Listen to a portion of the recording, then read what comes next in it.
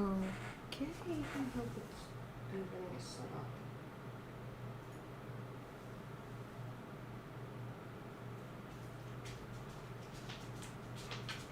Yeah, I think it's going fine.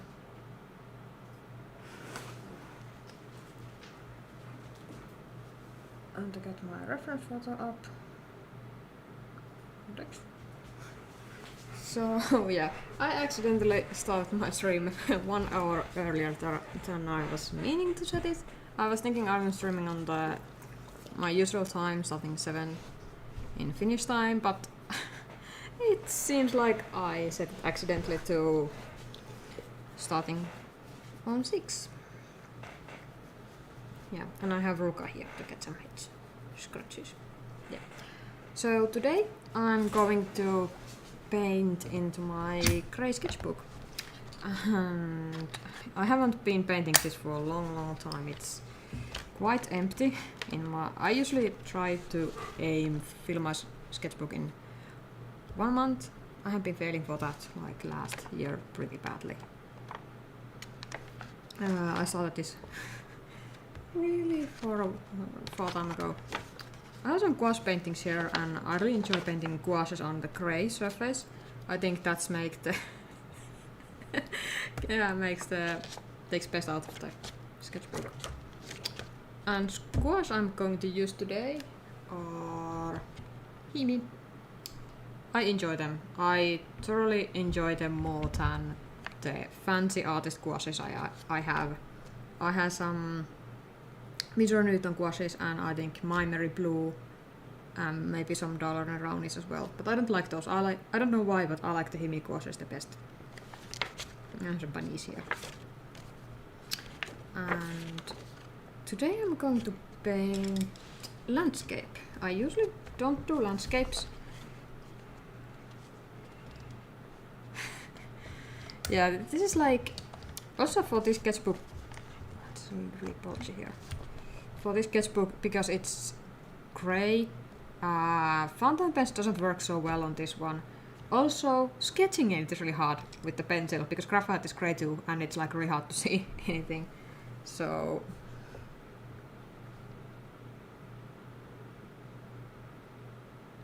it's like really hard sketchbook to fill up.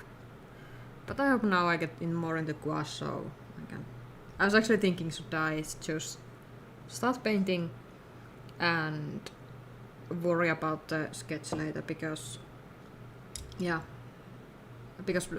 gouache is so opaque. I think I can handle it well. Maybe I can do a little sketch. And it really annoys me that there is the actually it's for my book project. I got the cover idea and I put it there, and because it's made with markers, it's bleed through.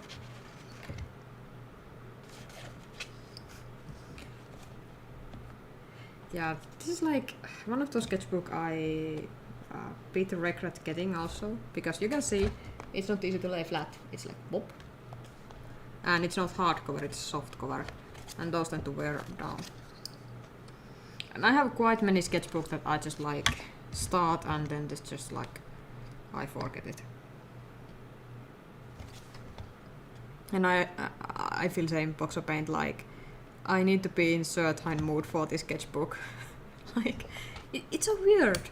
Like if I feel like really sad, I don't want to watch this sketchbook. I don't even want to open it because I feel that this is grey, like the color that is makes me even more sad. Then I want to paint something bright on the like my proper watercolor sketchbook, and not on this one. I think I will make quick sketch for the. I'm actually painting on this side. At first I was going to paint on this one, but this one I don't like that. That really distracts me. So let's make quick sketch that nobody can see. It's really hard to see, like really hard to see grey on grey. I have actually a reference photo here that I try to copy. It's actually reminded me a little bit of the scene in the Zelda Breath of the Wild. The place where the little leaf, creatures lived.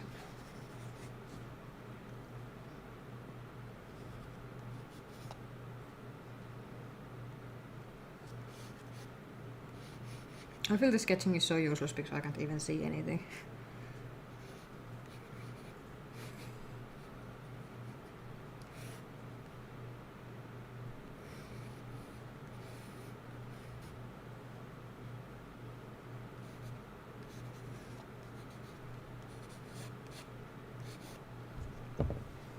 And done. And for the Himi Gouache, it's actually one of my favorite mediums to paint with. Especially landscape, I like gouache for the landscapes. I think I'm going with the darks. I'm not so big for like mixing paint when I'm doing gouache, so I'm just like probably going straight with the pans. I'll add a little bit of the black to the brown because I feel it's not dark enough on its own. So let's have a strong shadow here because I feel it's like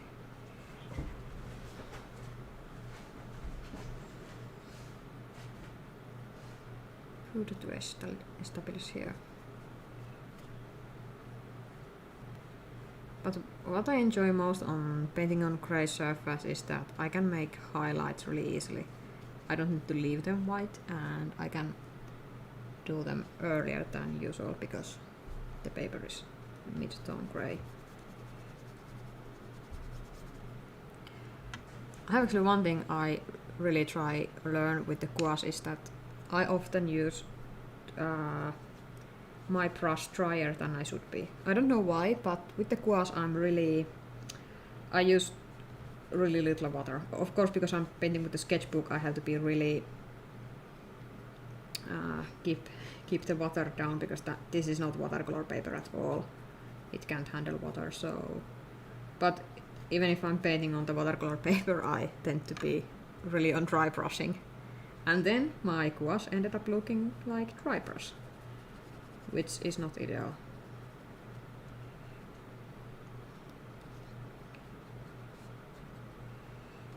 And also I'm probably going to paint this over with many other colors, but I try to like establish the dark areas and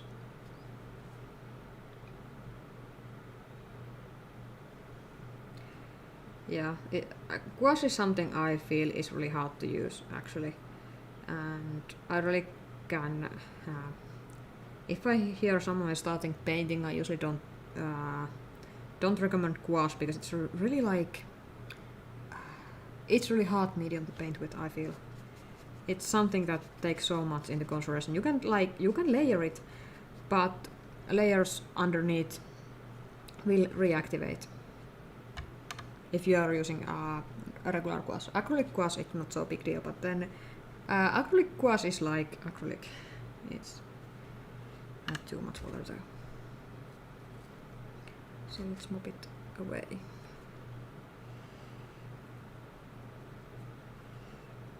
But I still don't know how I should be painting with the gouache. I often feel that I started like really thick and then I ended up going a lot like with watercolors, and then I often ended up damaging the paper surface. Yeah, Boxo paint exactly that. Like it's really hard to get the water ratios right, and also even if the Himi Gouache, well, it should be jelly. Mine are solidified again, but even with the Himi Gouache, it's really hard to get the consistency right, and also it depends on color to color.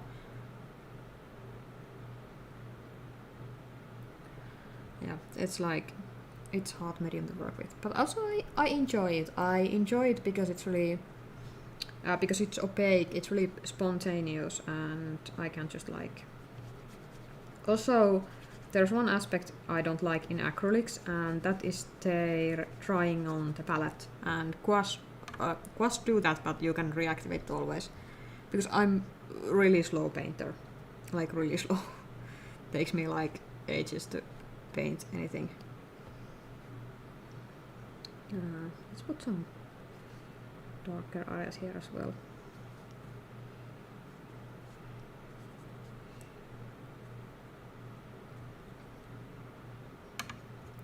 Now I'm actually thinking that this would benefit from underpainting.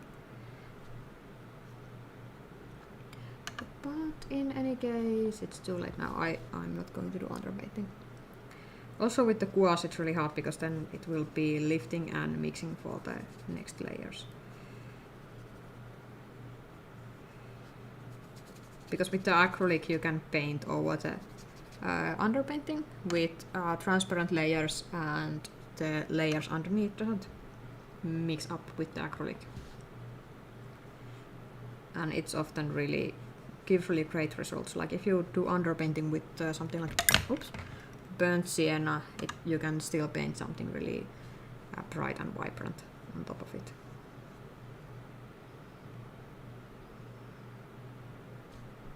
Yeah, I'm actually really into slowing the drying of acrylic, especially when I do the Magic the Gathering cards art alterations. I use the Golden Opens, those are slow drying acrylics. And recently I got a bottle of Mimeri Blue acrylic drying slower something. And I'm really curious to try that out because I really like Mimeri acrylics. I can get them on my local art store and they have been really good quality. Like I like them a lot.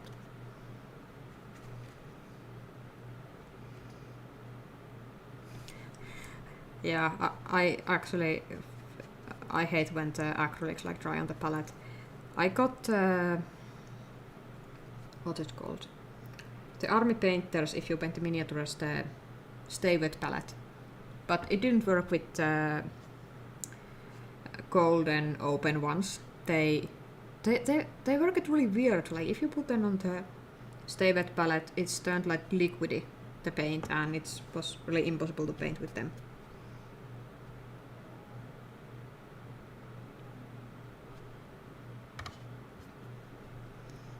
I think I'm getting out the white now because I need to see the my brush is all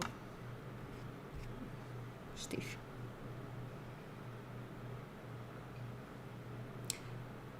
Toner. I think I had the acrylic drying retarder from Turner as well when I had the Turner acrylic gouache.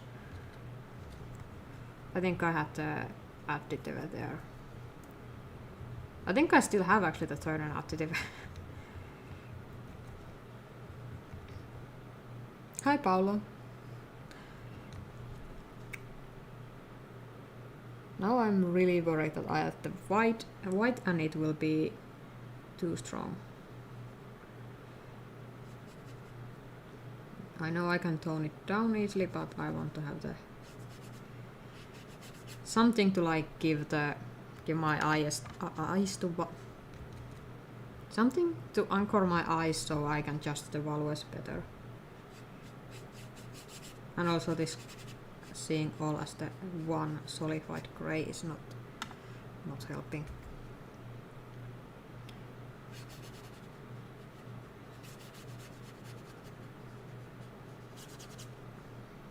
And again I have too dry I use way too dry brush now. I'm so worried that I will crinkle this paper a lot. Even if it's sketchbook, I still want to keep them pretty, like not crinkly mess. But this sketchbook will be ending up being really crinkly because all the gouache paintings. Yeah, I also actually hate unloading the dishwasher. I don't know why. I have pretty dry skin and I hate touching the dishes when they come out of the dishwasher. I feel that there's like some kind of residue on the dishes.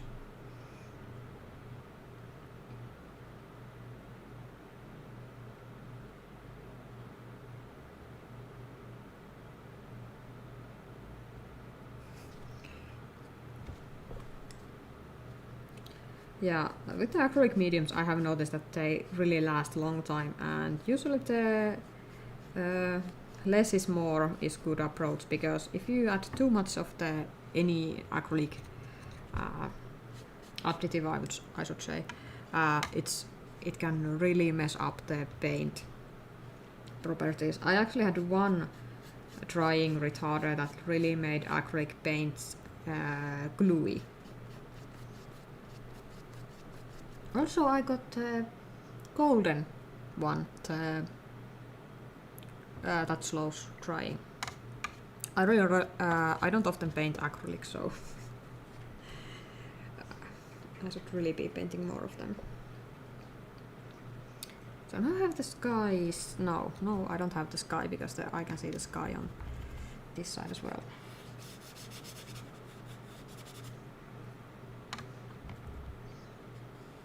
And how I try to avoid crinkling pages too much, I try not to go all the way to the edges, because if I go all the way to the edges, it will crinkle even more.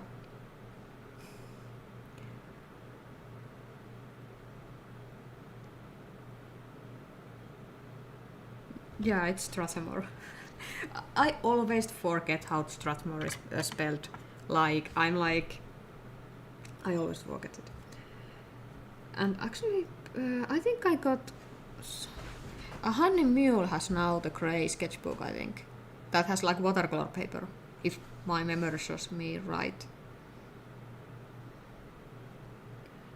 Because I think they had it.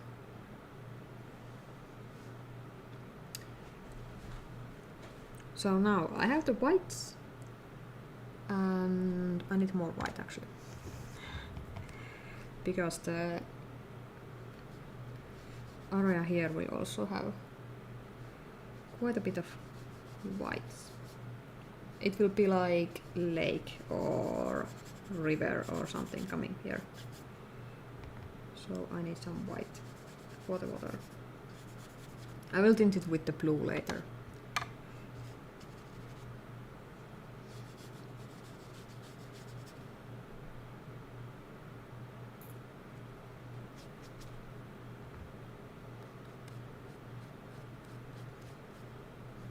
Again, I have two dry brush.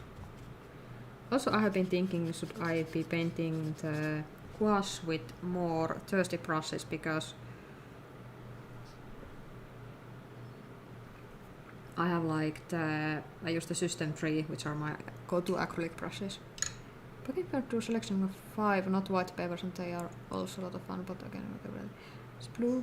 Oh, green! That sounds really interesting, some creams and grey. I really enjoy colored papers, especially with the gouache. I actually have a pat of I think black paper, and also I got some brown paper, and I think I got some grey paper as well. But I haven't, to be honest, I haven't been painting that much during the last 2 years. Because I haven't been on the really good mental space, and it has been feeling really, I don't want to say impossible to paint, but it has been feeling, I have been feeling like I had really hard time to enjoy the art and just like paint anything. So I have been quite out of practice for a long time now. I'm going with but I'm slowly feeling that I can paint again, so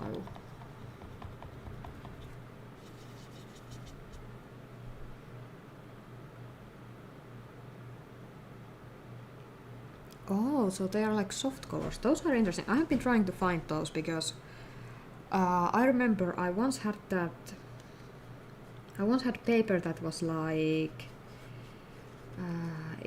a sketchbook that had like cream paper, and that was really good. I really enjoyed actually even like sketching with it. I felt it was really easy on my eyes, and it was just good.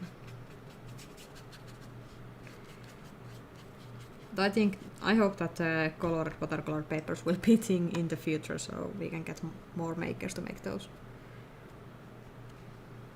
I think the Stillman Burn has also some really like cream colored sketchbooks. Sadly, I don't think they sell open stock their papers. Yeah, Rukat suddenly jumped from the sofa.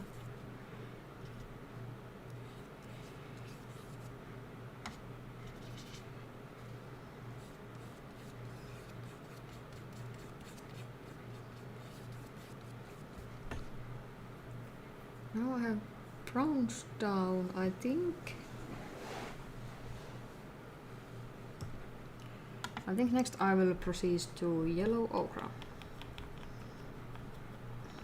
Also, one thing I enjoy in the gouache is that I'm not like trying to protect this palette from contamination. I just like wipe my brush and then just go directly to new color. Like I'm not being worried about contamination of colors or anything like that.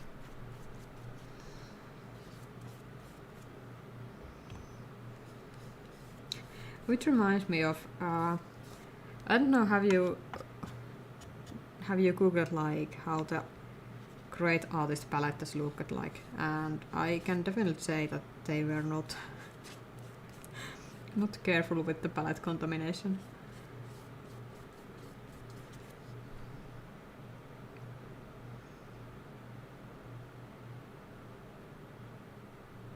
Oh, paper making, that sounds really interesting. I have seen some paper making kits and I really wanted to try that kit, but it seems to be the craft that is really take some investment to get into.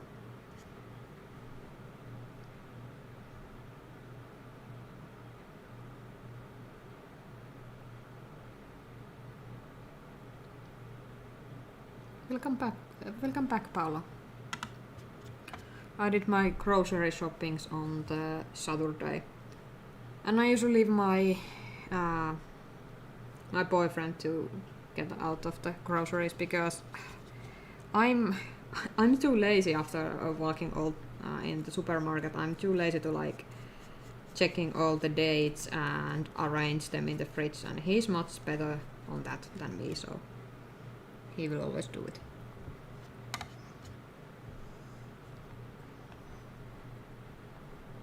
And yellow ochre color is like super dry. It's like really caked dry there.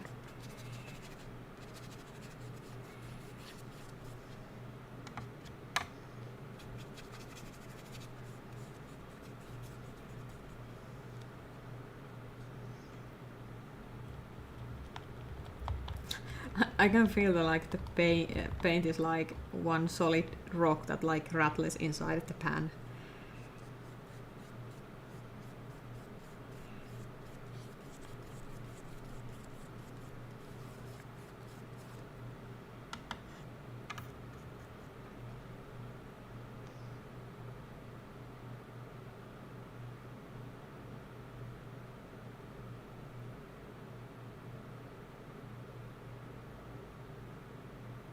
Ooh, cookie cutters. I've been actually seeing that some make like the like gift tags from handmade paper. Also, I love that see those that are like made out of recycled material. They often have like really pretty textures and colors.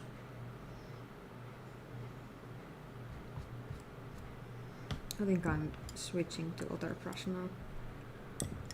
Or not, because I really need to get the greens in.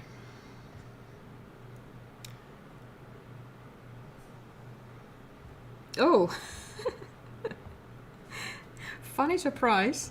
I have so, like, you know that paint is not, it's really dependent on the pigment and the color, how it behaves. Like, this is my yellow ochre. It's like rock solid. And bloop, bloop, bloop. This is the green. It's like jelly. And I hydrated these paints all at the same time, and they were all this jelly format when I stopped. So it's funny that it's so different. I need to mix something with this green because it's really really bright and unnatural green, so maybe I'll get there's some pink right next to it, so I can get maybe a bit more toned down.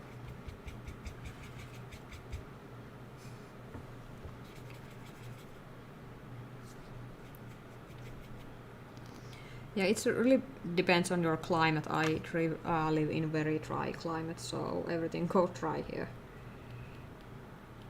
Let alone the plants. Like, I really need to water my plants really often because it's just everything just goes really dry. I make actually really silly mistake on this color mixing because I wanted to mix darker green and I added yellow ochre and it's yellow, so it got lighter. Now I have perfect lighter green, not the dark one, so I'm actually gonna leave that there and have another bottle to mix the darker green. And this time I'm going with burnt umber-like color, which is like dark brown.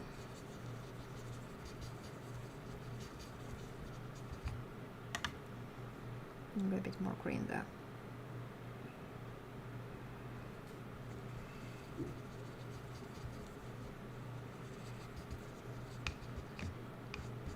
Okay, it can be brighter. I will paint over it, so it's gonna be okay.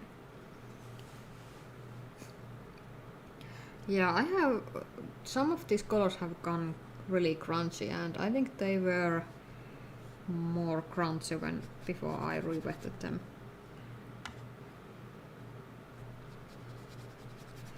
I went like and rehydrated all of them and mixed it, like put a drop of clean water there and then just like mix it until they were jelly again.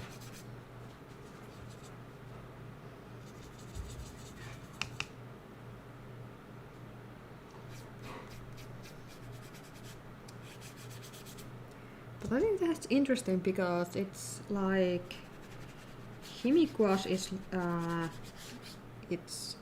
it's not like artist gouache, but I think they still use some pigment because there's clear difference between some of these colors, and also the yellow ochre is something I feel it's like in every format it's really dry.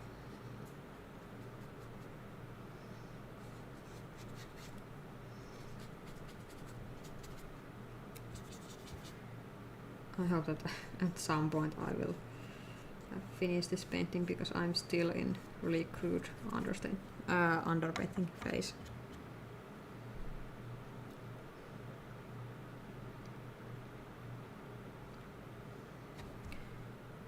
Ooh, rock garden. I actually will be having garden next year. Not this year because we are moving the house now, so there is no garden, but we have like backyard there, and I'm really excited to have a garden next year. Sadly, it's really small plant of land, but I'm still like decided that I will have a gardener there. Even if it's small patch.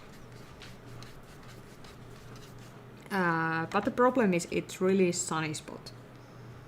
So I will need to do some research that which plants can tolerate the heat. I don't want to water plants too much, like I don't want to waste water, but I think I will use the water that I take out of my fish tank when I clean it, and use that to water the garden. Ooh, yuzu. I had actually yuzu lemonade a couple of weeks back, and I was actually thinking the yuzu tree you told you planted, but yeah, I would love to have some kind of fruit or herbs or something growing there, but I doubt that because even if Finnish summers are really hot, we have that super cold and harsh winter, and really few species of plants survive that. I know that there is, I think it was apple tree if, or was it? I don't know. There's one tree on the yard, so there is some hope.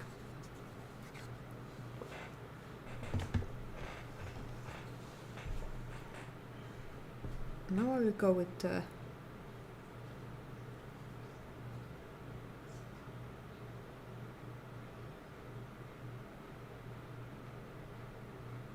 tomatillo and hot peppers.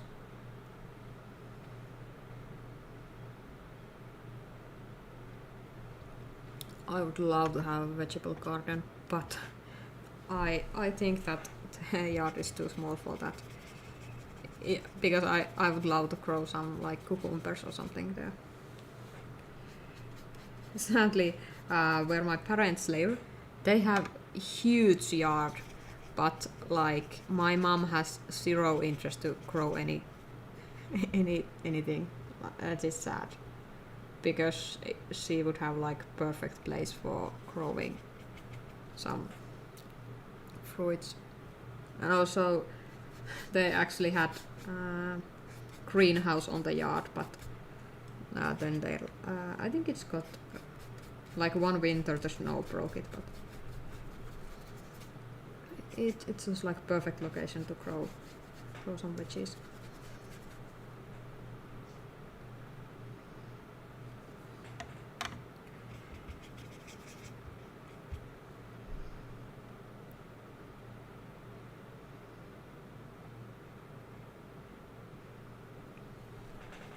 Actually, I have had some issues with the indoor plants, and I have decided that I will not buy them anymore, because at one point I had those Jevel orchids and they were just not they always live like fine until it comes dry winter and then they die. So it has been a bit discouraging.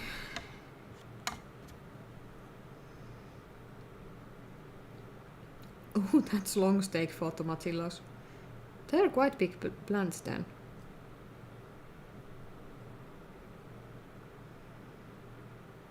Oh, uphitch. Oh, those are horrible, because I know the struggle. I have thrips and spider mites in my plant collection right now, and I hate those. I really hate those both. And like bugs are no joke when they got to hit in the plants. The yuzu sounds amazing. Like yuzu is really rare here, and I have only once saw lemonade made out of yuzu, but never like the fruit itself. But it would be really cool to grow. Definitely. I really enjoyed the taste.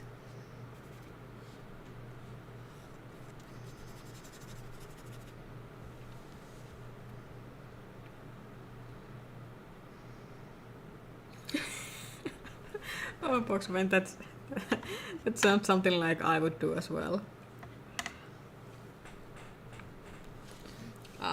It's like actually I had a funny happening in my indoor garden.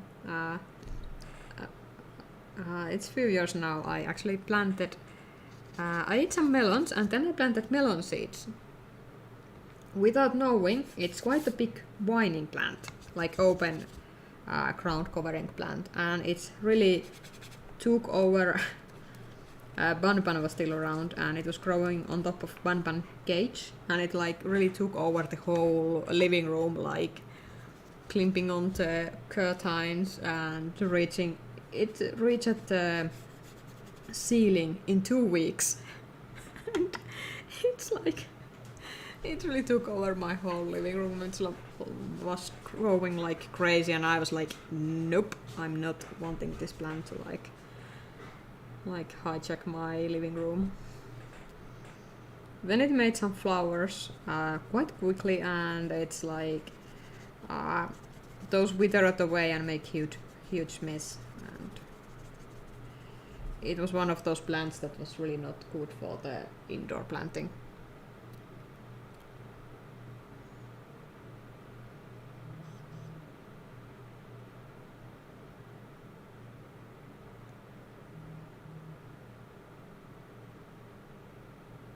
Oh, the ants, yeah.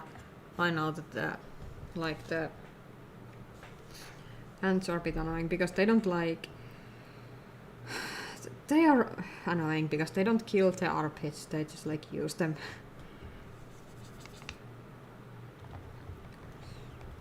Actually, my workplace has ant infestation last week, and I hope they are not coming back because they are actually quite hard because I heard from the exterminator that they often try many years, even if they are like exterminated, they will try to come back.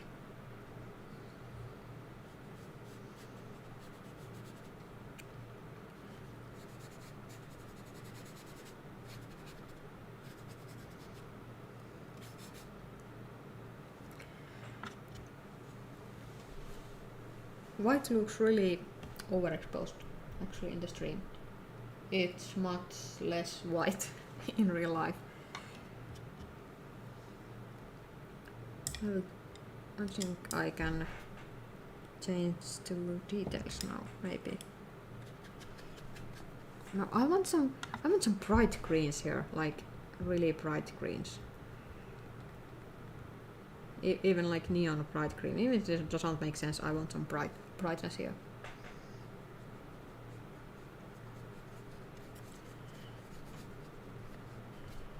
And a little bit here.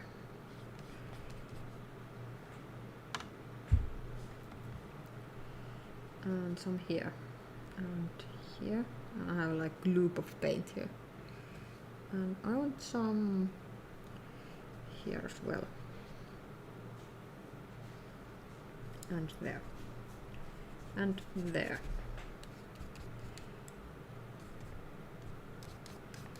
With the gouache, I enjoy that I can like really paint over if it seems like it's not working. Also want some bright here. I feel that this needs some color. It looks too dark.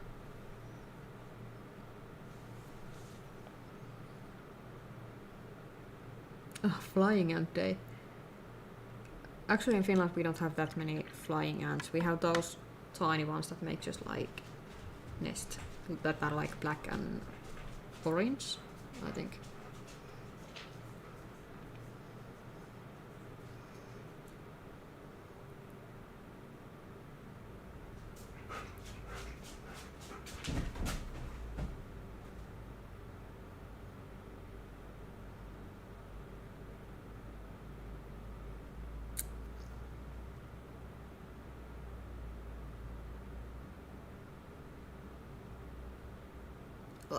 Oh, I remember when I was watching the Ants Canada, they were talking something about like nuptial flight or something.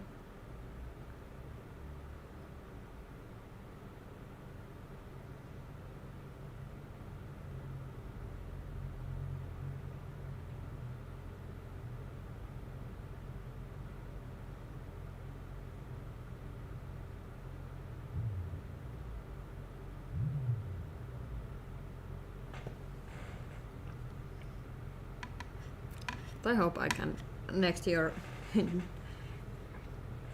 join the gardeners because I really want to have some plants.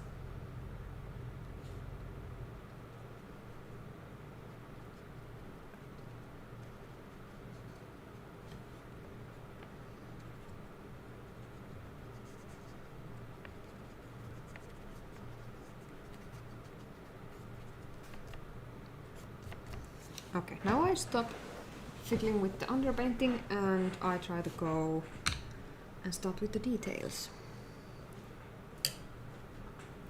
And actually for the white areas are meant to be sky, I think I need to add some blue there. Because currently it looks really white. I was thinking really light colored sky, so I'm just reactivating my blue on the palette and getting some more white.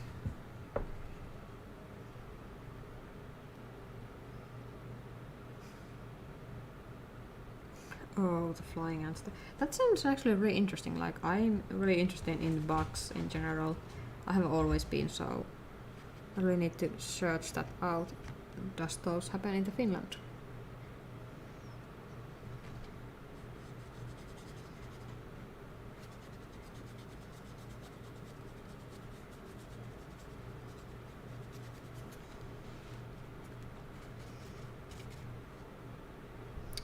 That's a bit too powder blue, and my camera isn't like thinking it's white. It's not white, it's just like, it looks like really powder, so I think I can... I'll take some...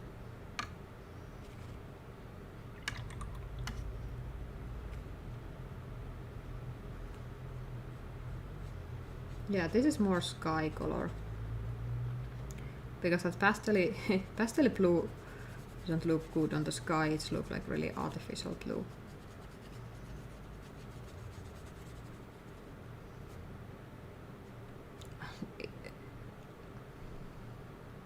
Fire ants. Oh, are fire ants like those that sting you? Or no, they like bite really hard or something? Those sounds really scary.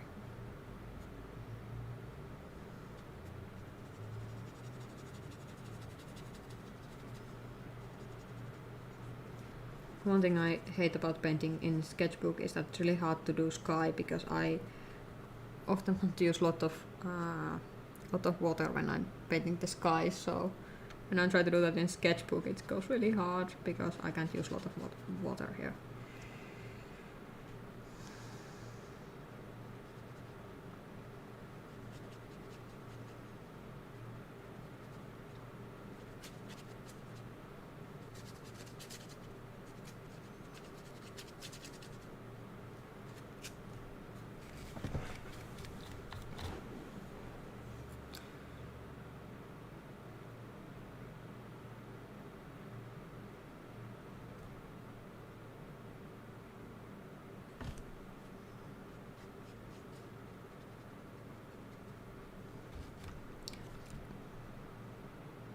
Yeah, and actually one thing that really bothers me when I'm painting in gouache, they are like, because they seem to be,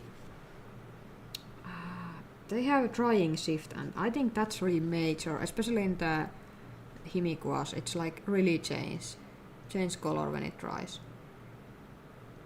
Okay, box of paint change. Fire ants are evil little things. They eat through your house. Oh no!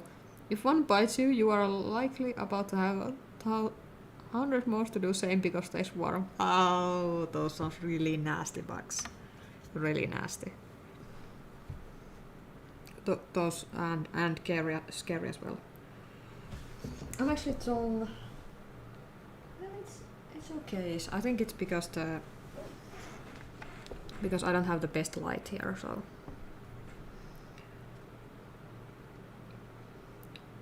I have the sky now, and also I was thinking maybe at like yellow glow on this area, like simulate the sun. Oh, that was dirty.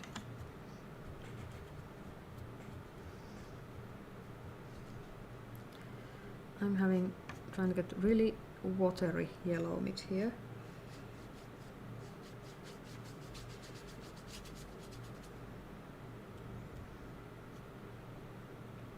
And because there's a white underneath it, I reactivate the white and mix yellow with it, so it should be really pastel yellow. Now the hard part, because I need to mix it, like blend it a little bit to the blue sky, and if I do that with like, if I mix these two colors, they will turn green. I don't want green sky, so I actually try to add a bit more white to this area, so I like tone down both colors before they transition into each other. So voila, we have transition, but it's not green.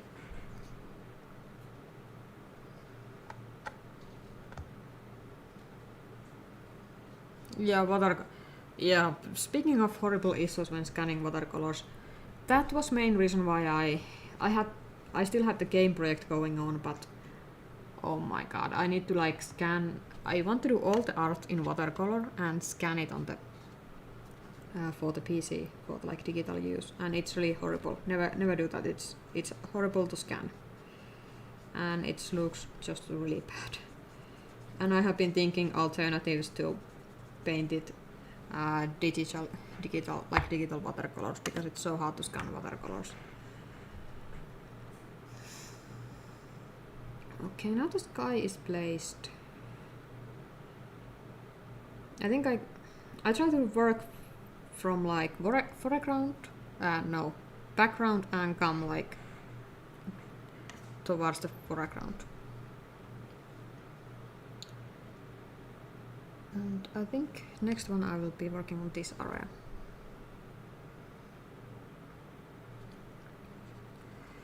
Yeah, I have seen that, and I have seen some do like scan the watercolor from the like. Yeah, my scanner also hates the watercolor. It like goes really bad. I was thinking maybe I should update my scanner. Yeah, that's rotating thing. I tried that as well. It helps a bit, and then you can like layer them on top of each other. Okay, now I think I'm going to address this issue called the water that looks like milk.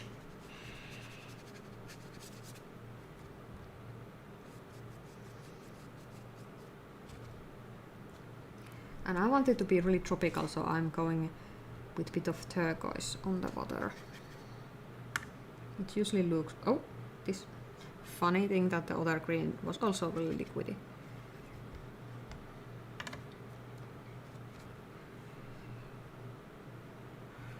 I hope that it's... Yeah, that's worked out well. Even if I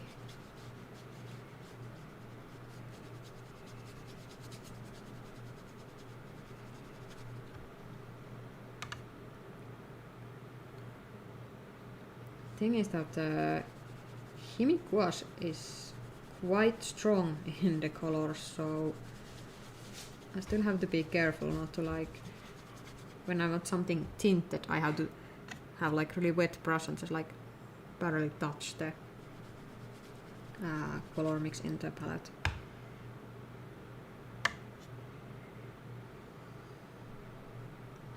But yeah, my scanner is not good at all. It's like really cheap one and it doesn't scan good. I've been actually thinking now, because our work has we have the like professional scanners there. I'm actually thinking that I might someday scan them at work, because I think the scanner is a million times better.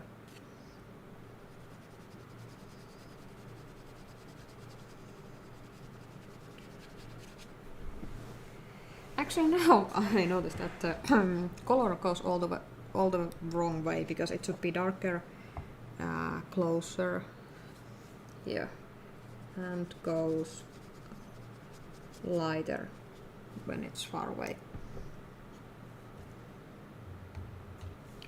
So let's add a bit white here.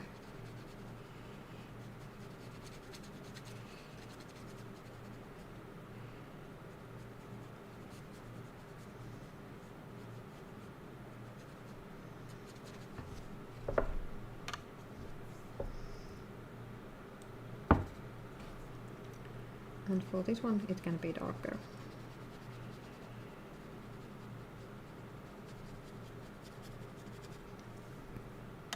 I feel that I'm really pushing this paper towards its limit with the amount of water I have here, because I can feel that its surface start to break. Like here it actually broke.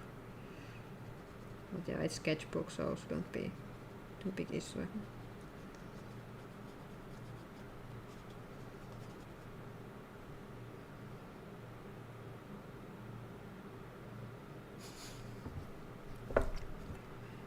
Yeah, it's like it's one of those things I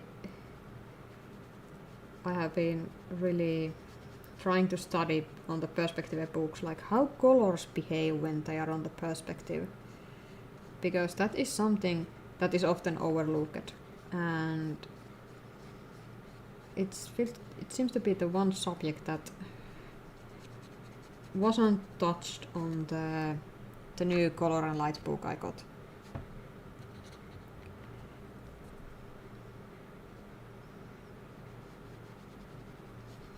I'll try to make it this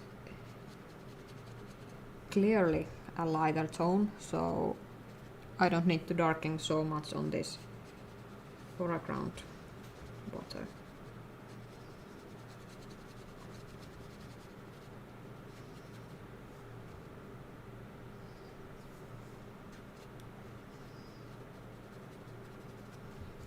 Actually on this array it would be really dark because it's so close, and how the whole perspective works.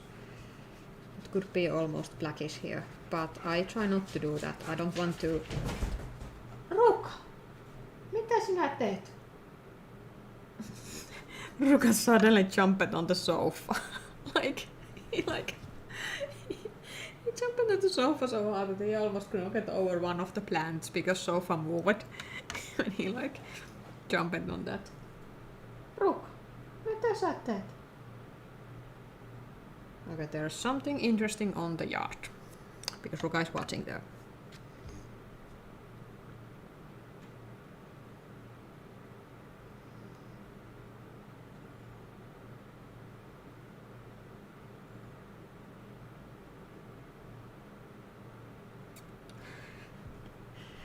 Yeah, I enjoy those kind of conversations because most of my friends are engineers, and we often have really, really weird conversation about physics stuff and how stuff works.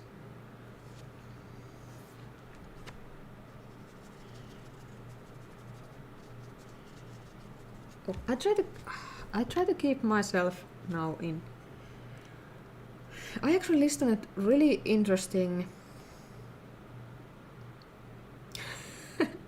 linear or radial velocity good a few times. Yeah, that's it. Also in my work I have to do that often, because some people just don't learn it. Especially when some things like fight against what your brain thinks.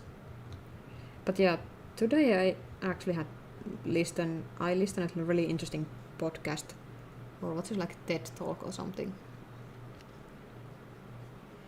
that was talking about how you should keep your brain actively working on the piece you are painting, and it's something I really want to try, because I often go in the zone when I paint, and before I was thinking that's the way to go, really turn your brain off and just let the flow guide you, but usually I don't end up with good paintings that way. So actually after listening to today's podcast, I'm now trying to really think what I'm painting and really keep my brain with it.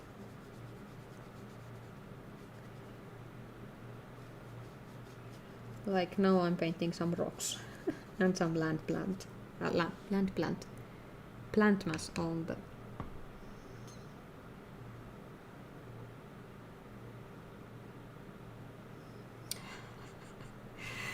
box of paint. Yep. I actually work as a software engineer, but I'm industrial software engineer, and I do automation programming.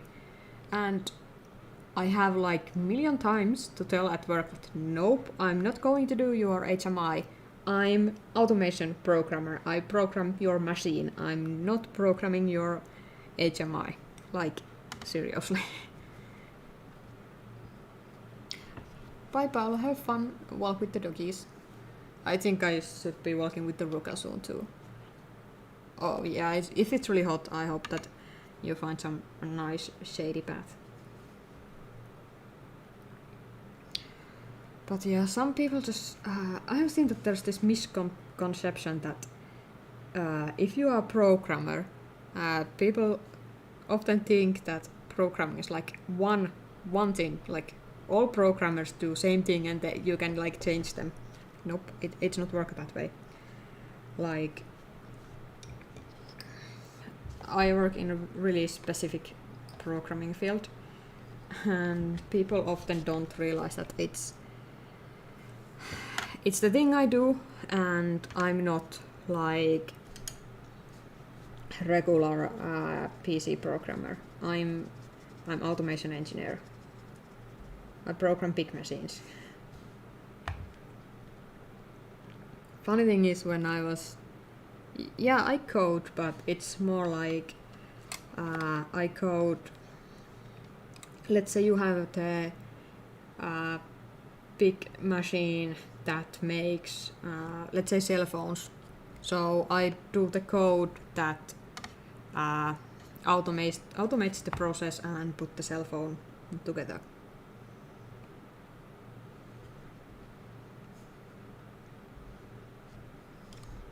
So it's really different. It's more on the engineer side than coding. Like, I need to work with sensors and cameras and control axes and stuff like that. Yeah, I have actually heard that so many times that just learn this other language, you already know one. That I hear like way too often. And the language I actually know the best is the structural text. And it's like a really niche language. Really few people code with that. And then one of the manager was like, "Oh, you can. It looks similar than C. You can code with C, right?" It's like, no, I'm not. That's one of the language I don't know.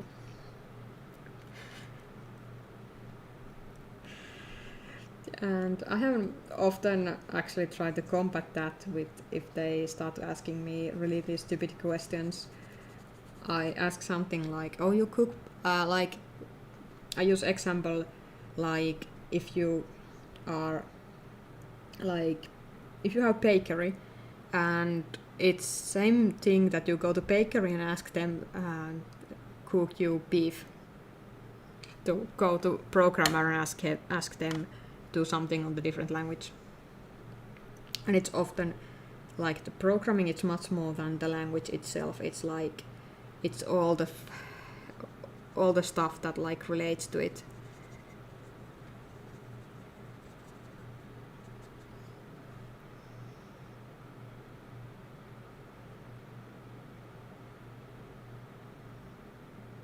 Oh, that's interesting. Yeah, usually my sensors track like product and all that kind of things. Rarely people. But I love automation. Actually, I didn't like coding at all when I was in the school, and then I quite like by accident got into programming, and I really enjoyed into automation. Because I can see the code, I can see that my code put those big machines like make them move and give them life and stuff. It was amazing. I love that feeling, and I still love it at my work. Also, I do a lot of robotic stuff. Those I like too as well. Especially big industrial robots, those are cool. Those are like my favorites.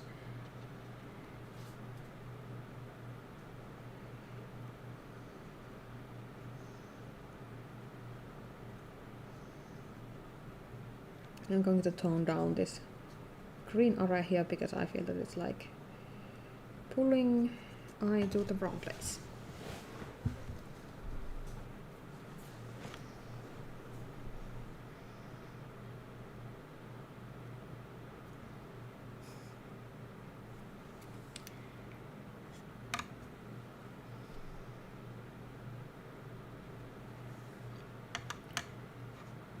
Yeah, and also like I do a lot of machine vision stuff as well, and those are cool as well. I usually, because I work with the machines, I usually don't get tracking people or anything like that.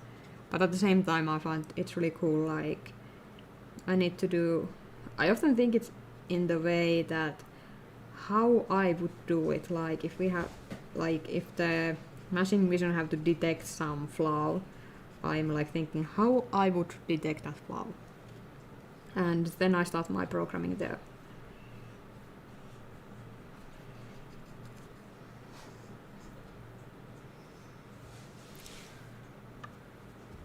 Now my focus is already drifting away.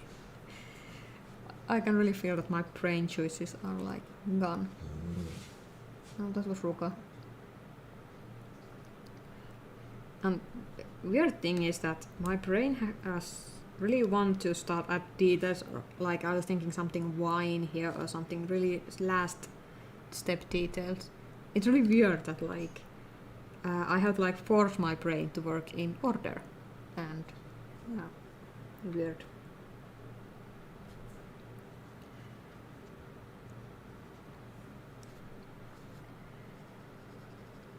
I try now to give values to the places I can see still the gray, because where they shouldn't be. And so this area here, I think I could give it more texture, but I don't.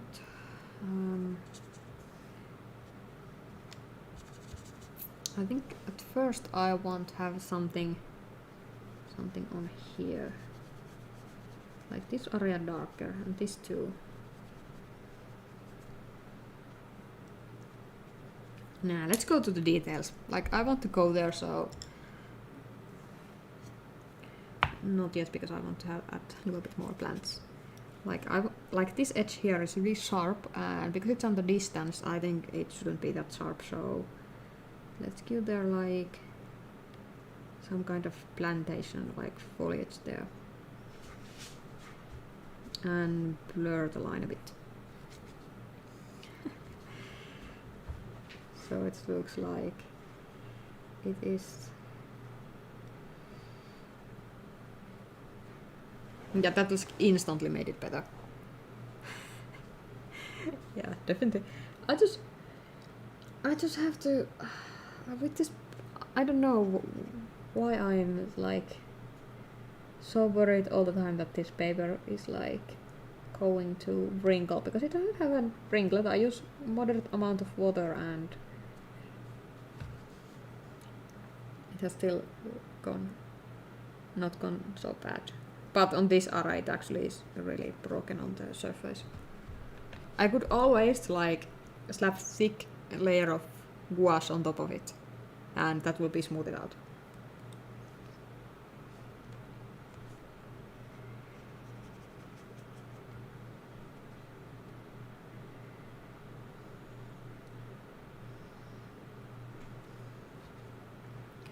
I think that area needs even more greenery, and I'm mixing white with the green because I don't want it to be so like really neon green. I want it to be really just pastel like,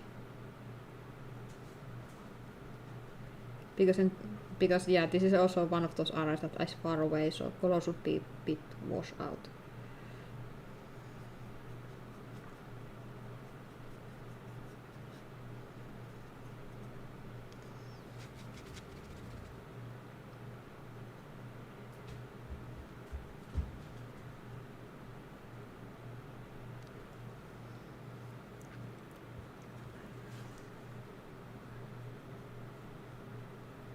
I also like adding a little bit of the greenery on the water. I'm imagining there could be more of this kind of...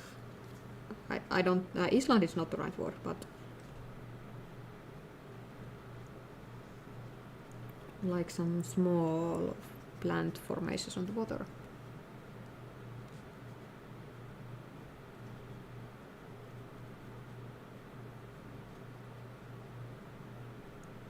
I try to keep it really subtle.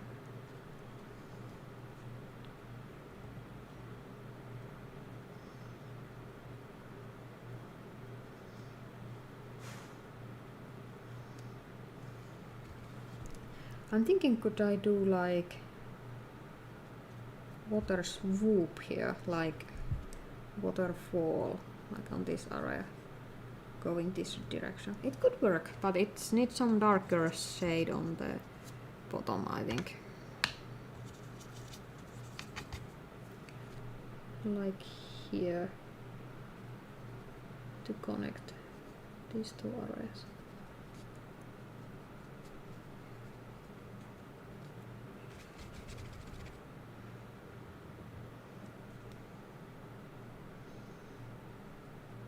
Oh, I should wait the gouache dry because I don't want to want to have green water there.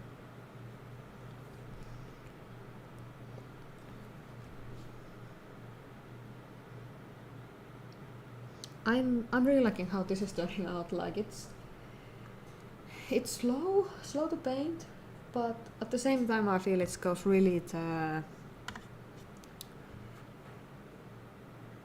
I really like the whole thing, having this wood going over here, because this wood will be more wood will be more in the middle ground, and then everything behind it will be on the background, so there should be sharp difference in the detail. Yeah, approximately, that's so true. Like I always forget that with the gouache. Like it feels like it's... Sometimes I feel that I shouldn't say it out loud, that it's here, so that I'm waiting it to dry, and it's like, I will never try.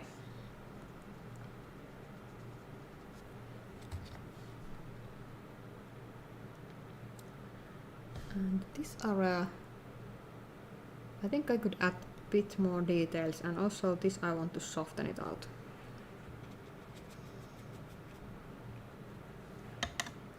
So I'm again mixing the white with the green, getting that really soft colored green there.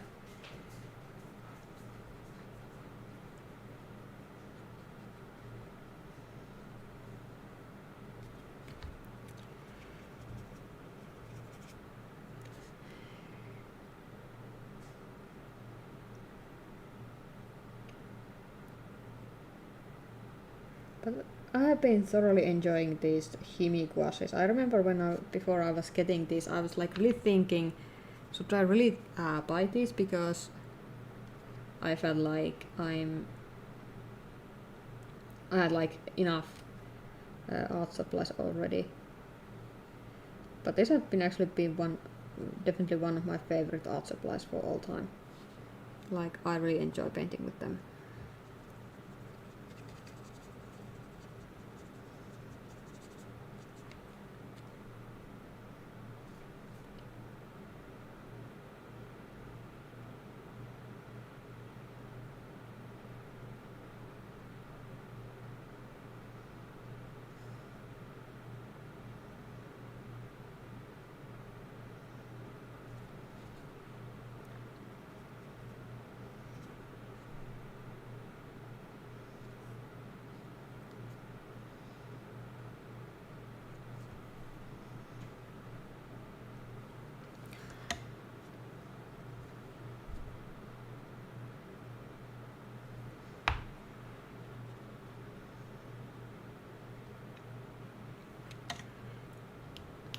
Maybe that area needs a bit more brown. Even if it sounds weird, it seems like it needs some brown. Like, connect to this dark area.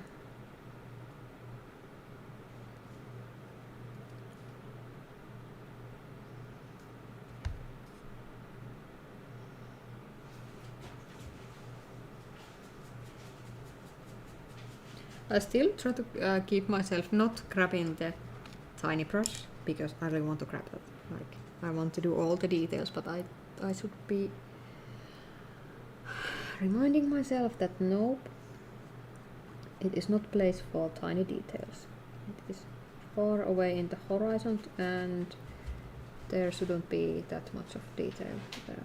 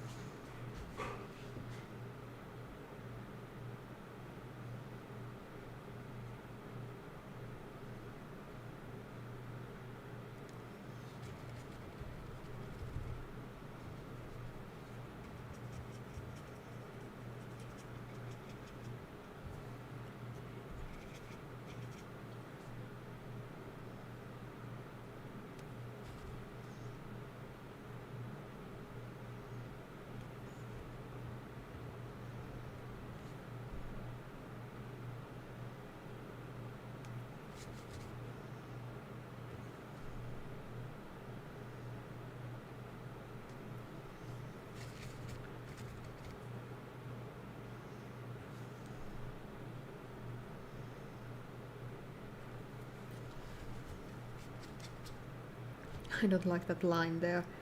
It looks a bit out of place. I think it needs some softening.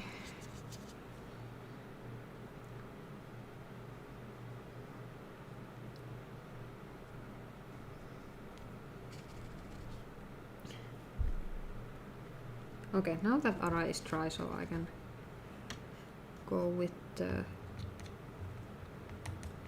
white with hint of the blue.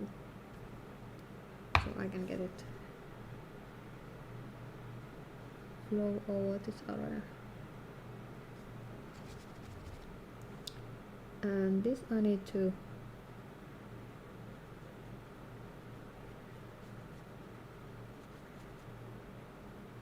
blend there.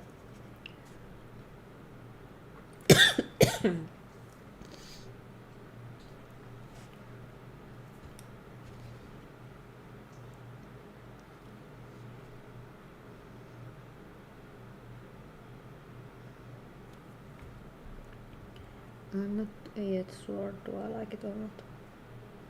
Yeah, maybe it looks more realistic that way, I think. Now I want to have the white foam thing.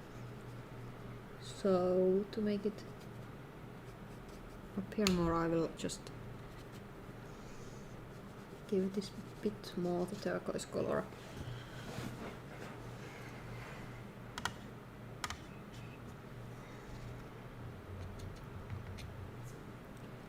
And then I will be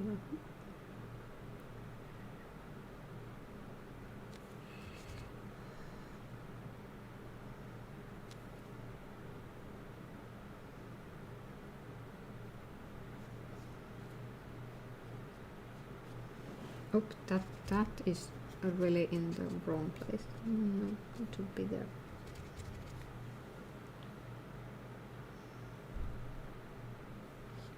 Oddly enough, I have like really blue spot here where the paper like really died.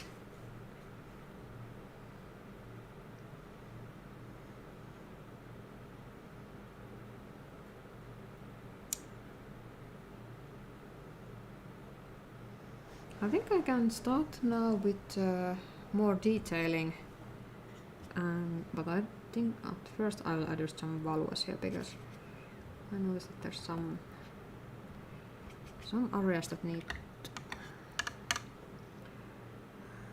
take yellow ochre with the green.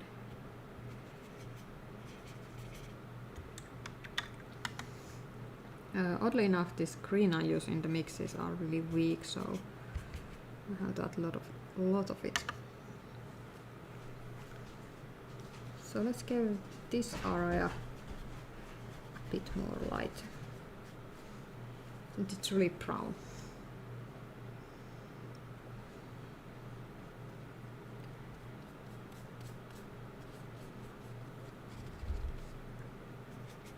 And I think it's...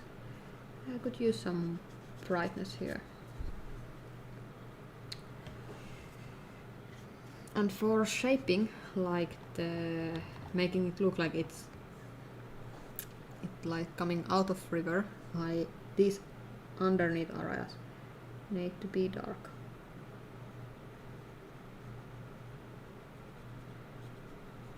Basically everything that is on the river bank should be dark.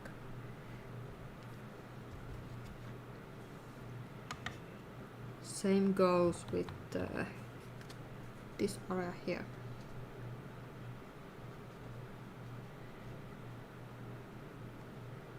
And here as well.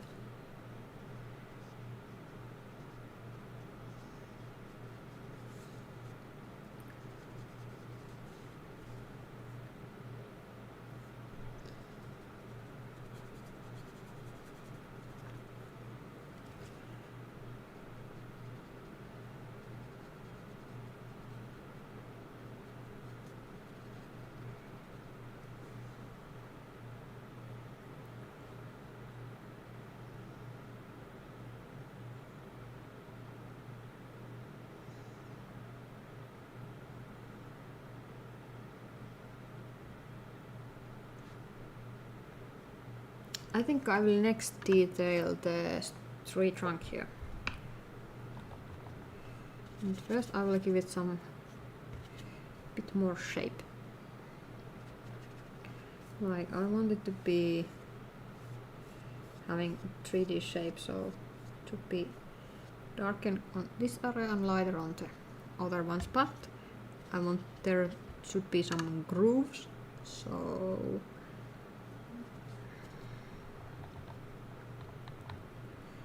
there will be some darker areas here as well. And also here.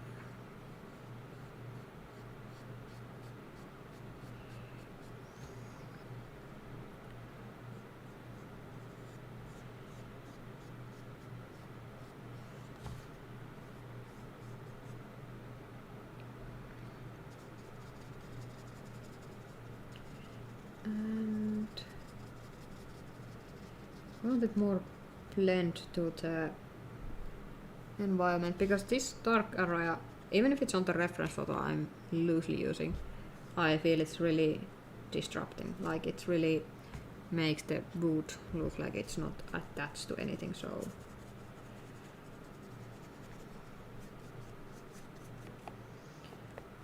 let's blend it away.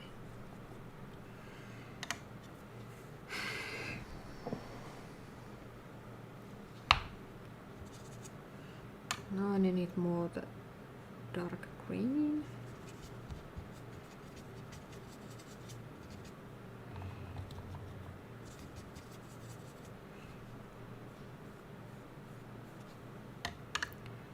And again I go there with super dry brush and get a dry brush look.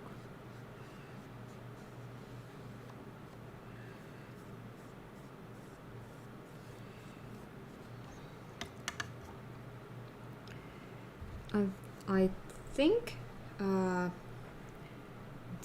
tree trunk is not looking good right now, because this area here is so sharp, and it's also in the distance, it's also like turning away from us. So, and because sky is really light on the background, I'm going to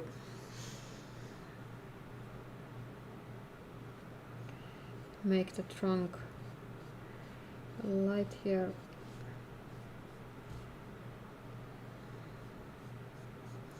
It can be darker when it comes down there, but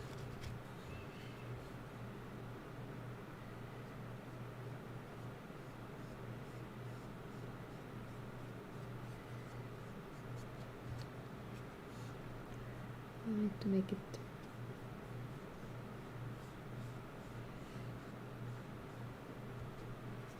like flow to the scene. I don't want it to be super distracting, because I already have here the huge contrast spike, and I don't need the another one here, because they are like a bit of like competing.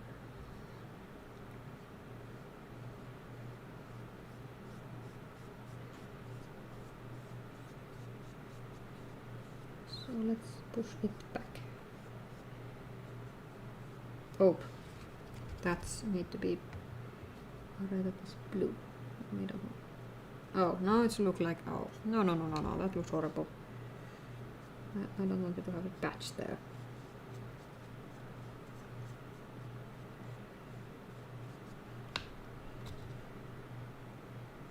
Yeah, that's look better. And I think I will try something and blend the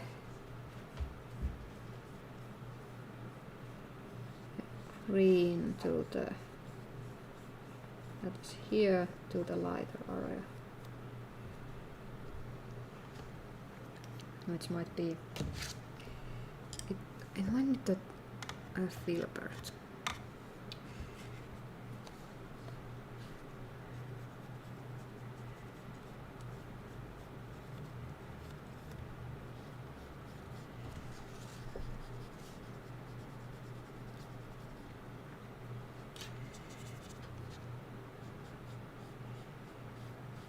I need to be careful with this paper because it has fragile surface.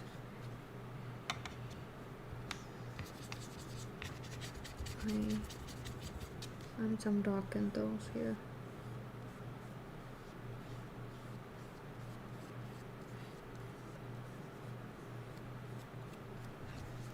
Now it's quite smooth blend there, and I think that's what I like there.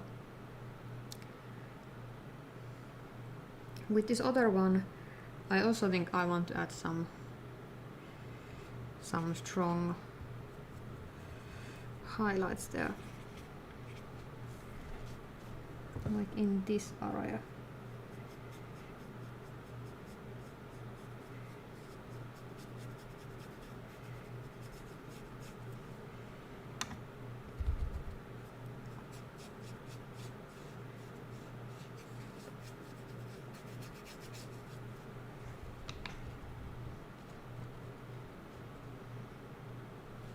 And then I think I want to blend this green more up there.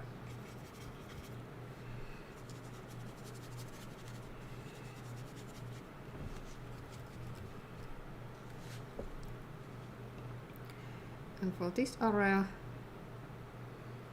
I'm really just thinking about the tree trunk.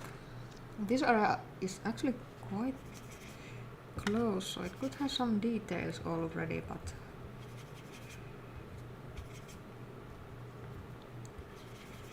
let's give it a bit more light as well. I can always darken it up quickly if I need to.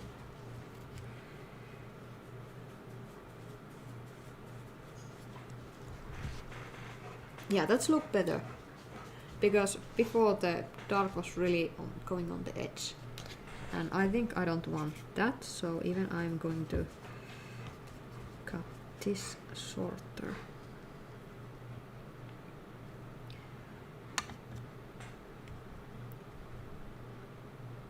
What you are having for dinner, Box?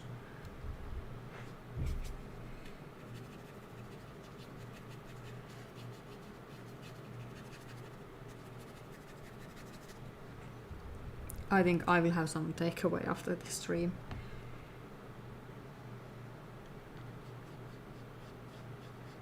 So I'm feeling hungry and I don't have any food prepared.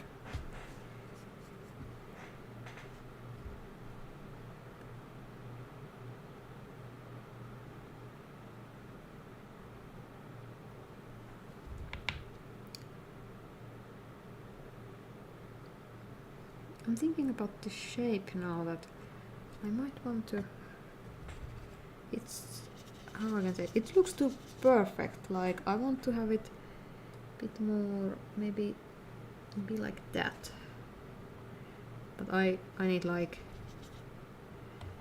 really strong thick layer of course there. Yeah, that's better.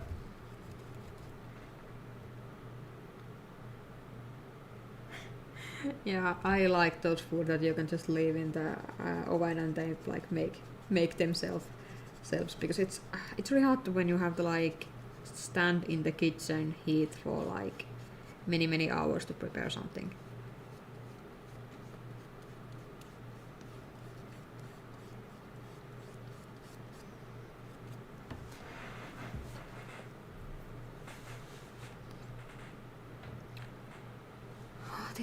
This is turning out really well. I'm really surprised because I was at first afraid that this paper is not going to work with me.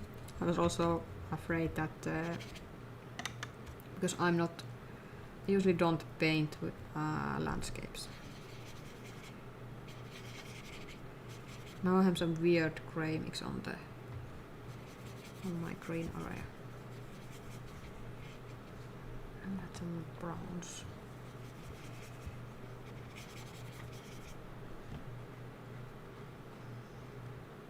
And more green. Oh!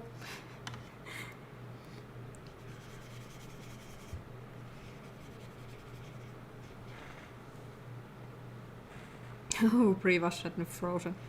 That's good. Yep. Those are some really easy meals.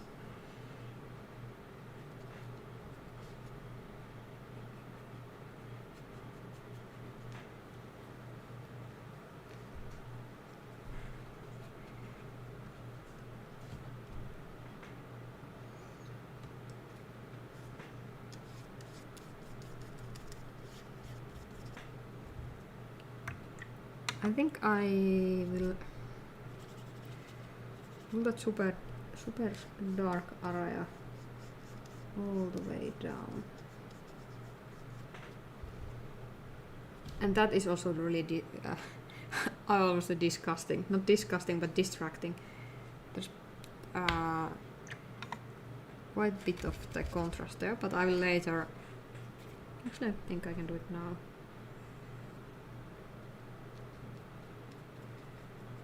I will add some plant material there.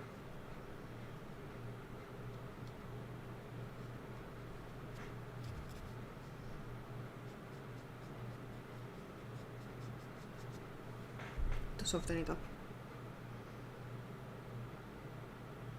Cheese board.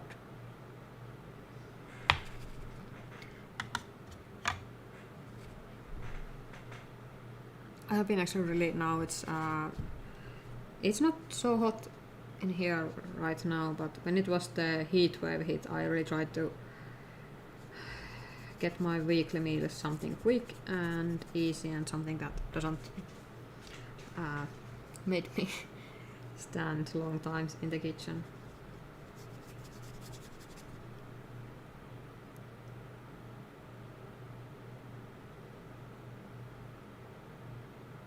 Ooh, you have terrarium. Yeah, I actually have. I've been thinking. Now we moved to new place. I have been actually really worried about my terrarium. It haven't been making so good in the first place. But moss and lichen are something that I really need. I think moss needs high moisture, but I'm not so sure what the lichen is need.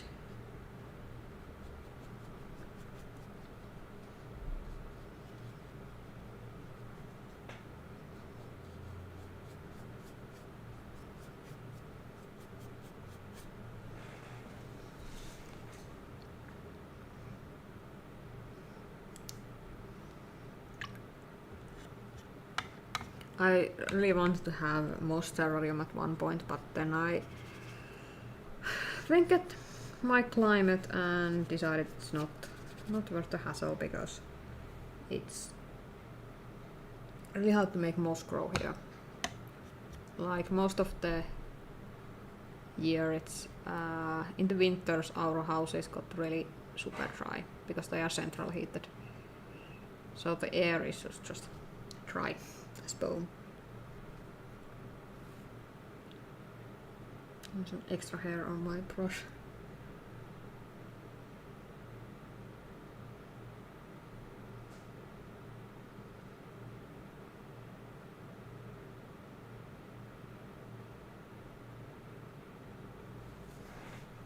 Oh, good that they were not. Yeah, the isopods are quite tough bugs, so.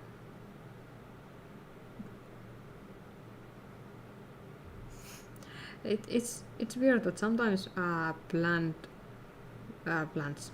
and some bugs, when they go through phases that they get less care, they actually grow a lot. I have been lately a bit neglected my orchids, and I have noticed that actually one orchid started to flower. Oh, pink. I was actually at one point really trying to get the pink springtails, but I couldn't get them delivered to Finland.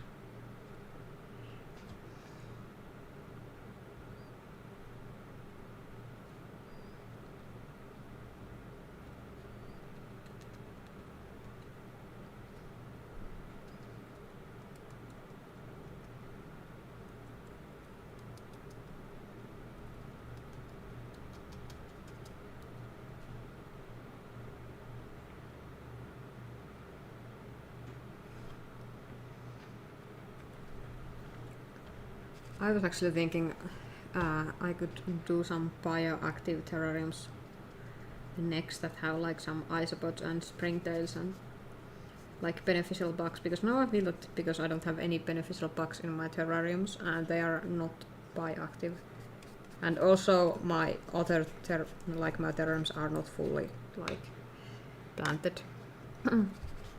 I feel like it really invites the pest because there's like, how would I say it, there's like this ecological like slot available because there's no bugs. So I'm thinking if I would get some bioactive terrarium, it would be more resilient to not spring, there's the spider mites and stuff.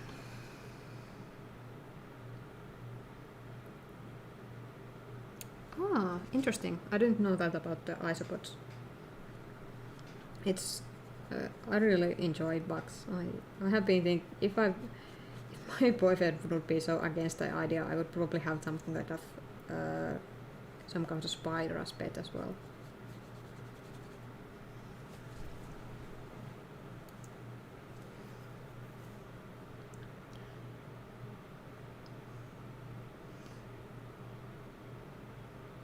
I'm really thinking what I should do next. I think I should add some details, because this back area seems to be okay, and next I'm going to middle ground, and I think I need to add some details to that log there.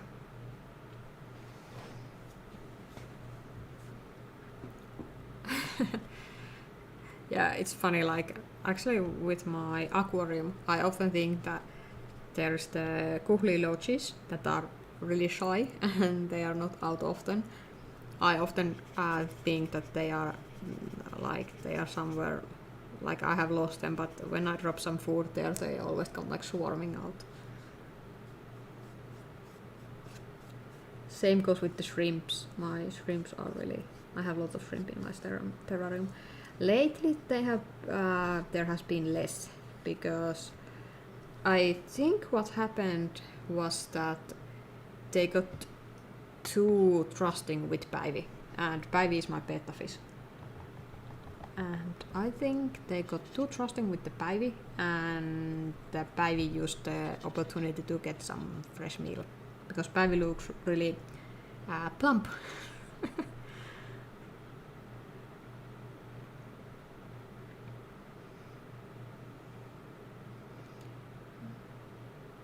Yeah, springtails are really interesting things. I don't know either how they come inside, but I have seen that because they are pretty small, and I think they are almost in every soils, I think. So they may come with the soil.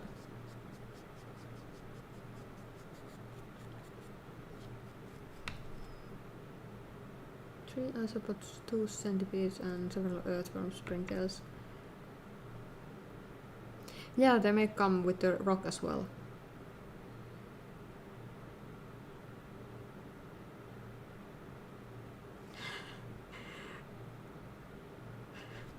Was in aquarium so terrifying.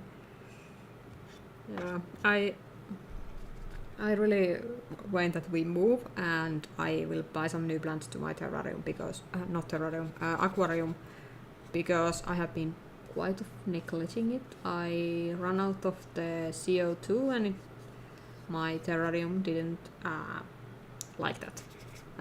Not terrarium, aquarium, and it went quite bad. So I think I need to get some new plants and renew it. But I'm not going to do it before move because I know the move will be stressing out everything there.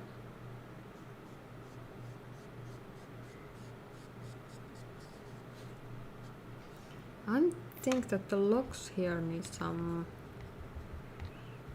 more highlights in different colors.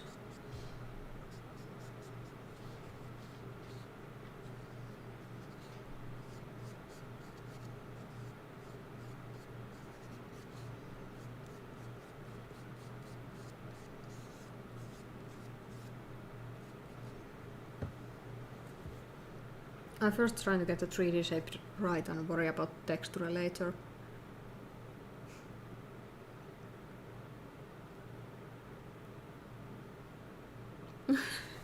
Yeah, it's really funny. Like if you take the terrarium materials outside, there are definitely some life there, and often the life is like can be really unexpected. Like suddenly there is, if you think that the terrarium has no life at all, then when you are really closely looking at it, there definitely is some.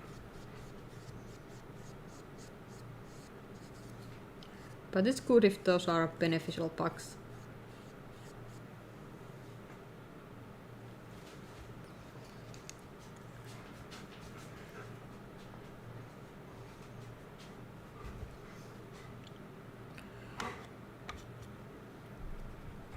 I actually really enjoy my aquarium because it has so many different animals there, because it has it has some shrimp, and then it has some snails, and it has like all the little creatures, and also some fish.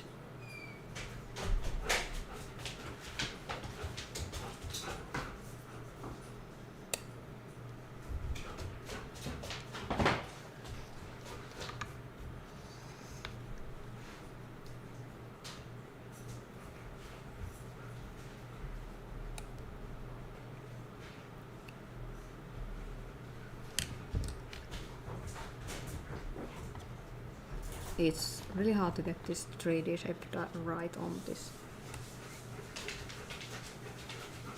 tree trunk. Ruka.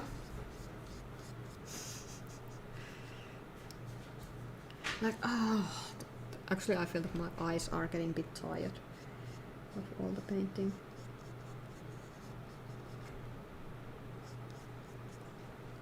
How long I have been streaming?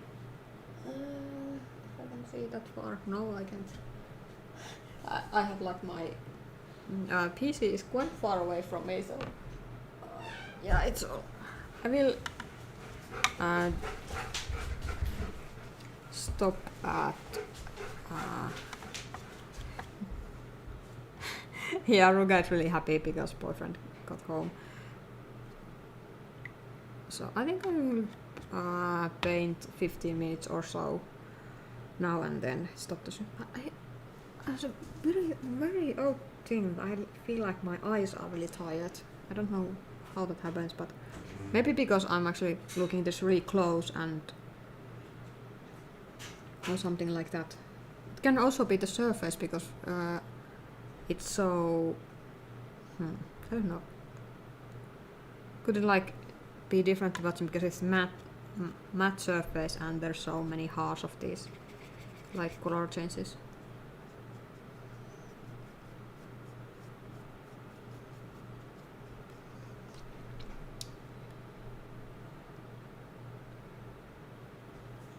I'm thinking this area here looks really weird, like super weird, like I need some maybe some plants in this area. So let's grab the green and give it something.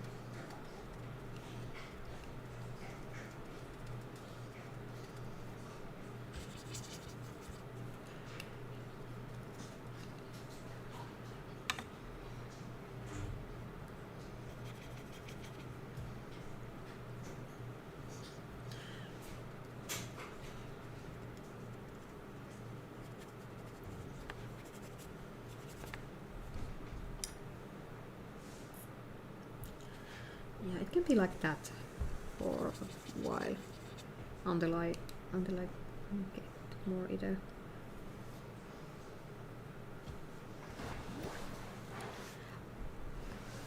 Oh, hi Lana! I was so focused on the tree that I didn't see you in the chat.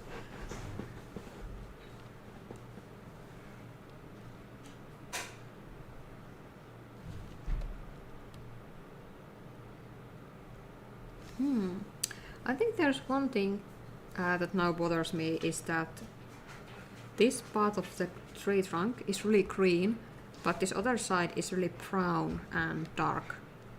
So it looks weird that there are not like connection. So I'm going to try to fix that. I was thinking maybe pulling this green here more up. I was thinking is as the like vining plants, and this area may be hanging plants, so I could like have some more greenery on this area.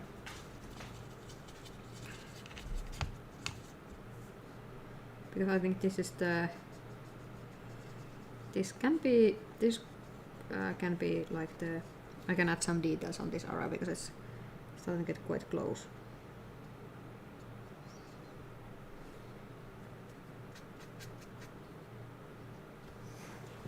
Oh, thanks, Lana. I have been like...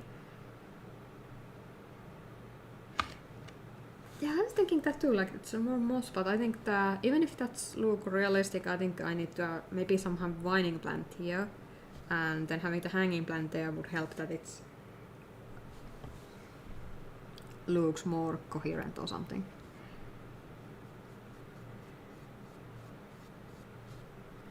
Also, I think I could also blend this a bit more better. But that's actually true, like the moss shouldn't be growing on the underside. So, because it's not getting any light there.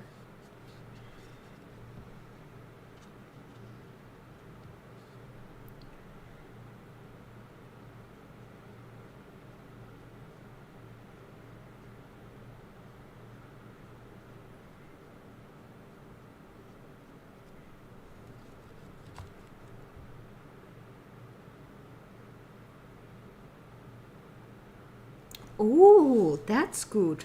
Yeah, that's true actually. I was thinking, yeah, that's actually a good point, Boxo Paint. Like, because the wood is, the underside is much darker. And I was actually thinking this this area of the wood could be really dark. But I'm probably going to put some plant here. I think, maybe. Or I could have like part of this tree showing. It could also be a bit darker on here as well, I think, because it's so close to ground that I think the moisture in the ground will be getting into the wood.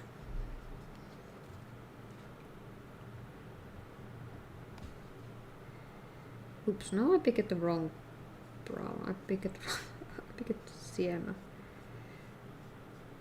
Yeah, in any case it's now more reddish.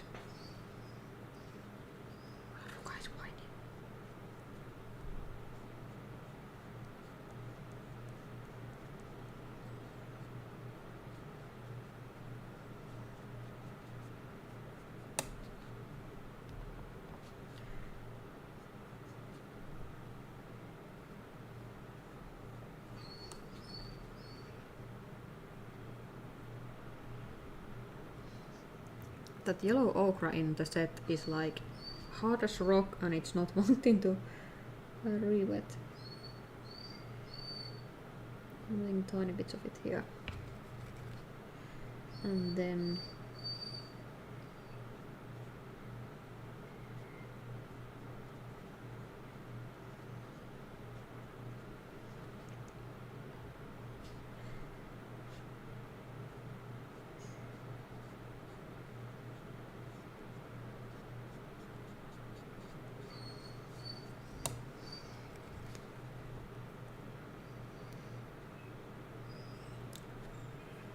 yeah, I actually have many of the lizard stuff for my orchids because the lizard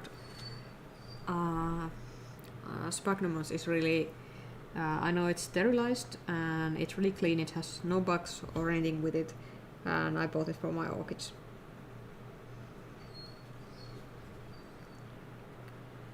And it's often a lot cheaper than for the orchids.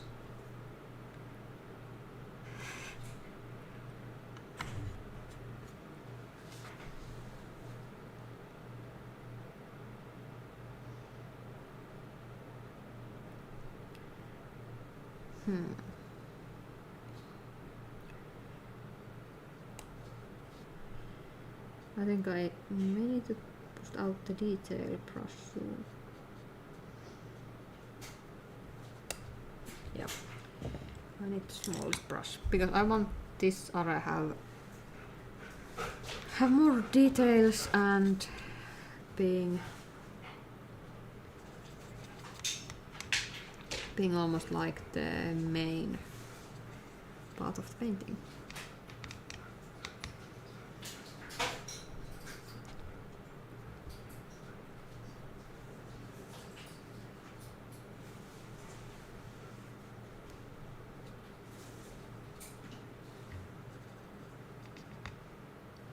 I have really dark green I'm going here.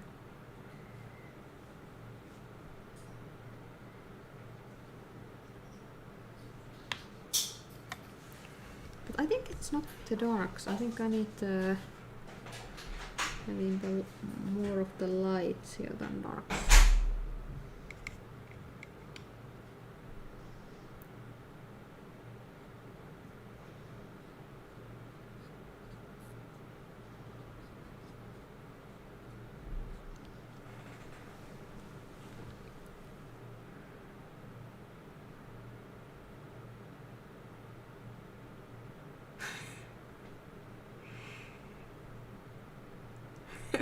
Oh, Boxmate, that's so funny. Like, yeah, I know that it's funny that like plants really enjoy high humidity, but yeah, structural wise, it's not good to have.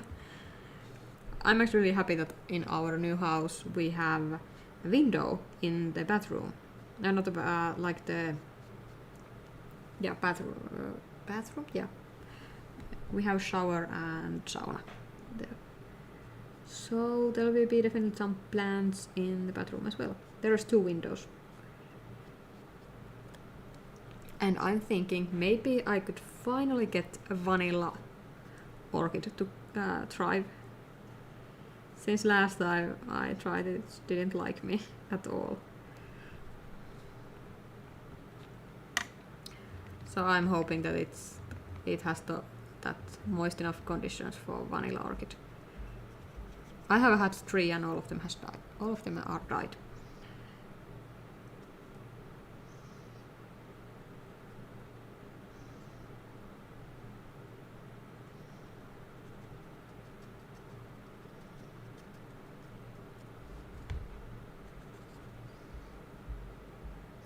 I'm moving end of this month. Or sooner if we get the keys.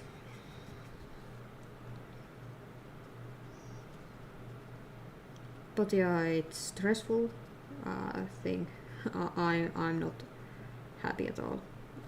Of course I'm happy that we finally bought the house and the new house is really pretty and it's beautiful, but move is always stressful. And it's stressful for me, it's stressful for Ruka, and I'm more worried about Ruka than anything else because Ruka can get... Like, Ruka doesn't handle stress very well. He can get really, I would say, annoying behavior if he gets too stressed out.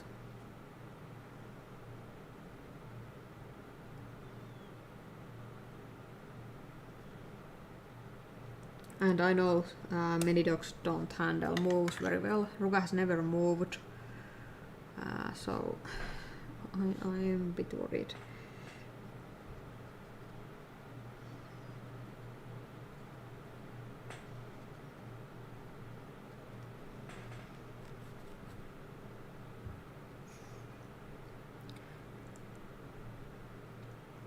Oh, I'm going to miss my big south-facing window because I have it now in my living room, and I can basically have plants anywhere in my living room where I want them. But in our new house is for like west and east, and there's no windows on the south.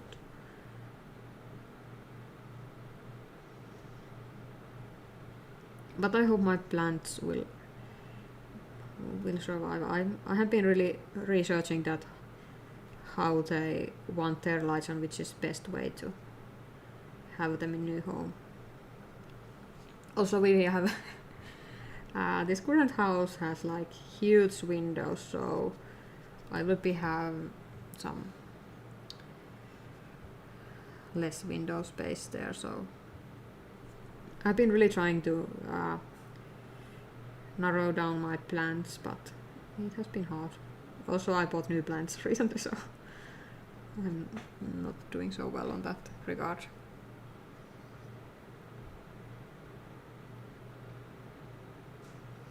Yeah, I actually have adaptil that you can plug into the wall, and also I ordered adaptil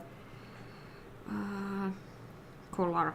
Ruka had that before, and I had pretty good results with that. So because I want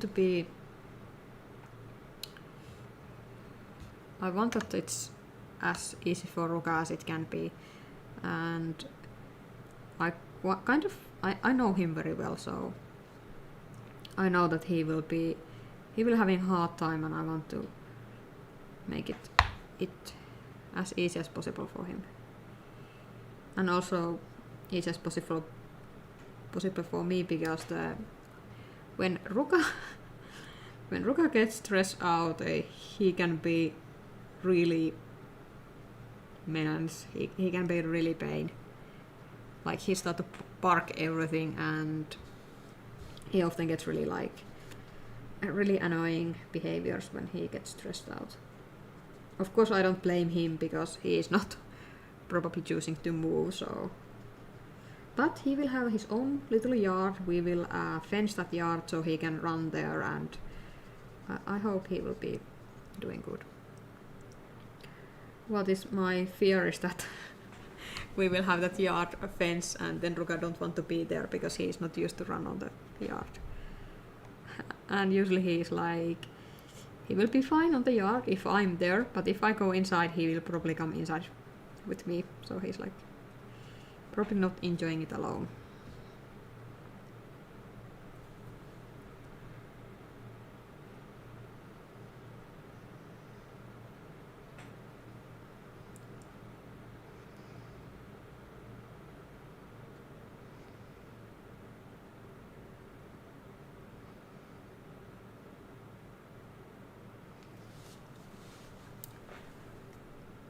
Yeah, Ruka had the adaptil collar when I don't remember when he had that.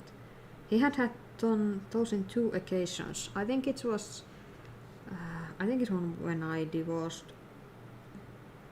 because Ruka got really sad that suddenly his other human wasn't here, and I think other was he was just stressed about something else. Oh, it was because I had that one idiot neighbor that was really loud and really annoying to deal with, so that stressed Ruka as well.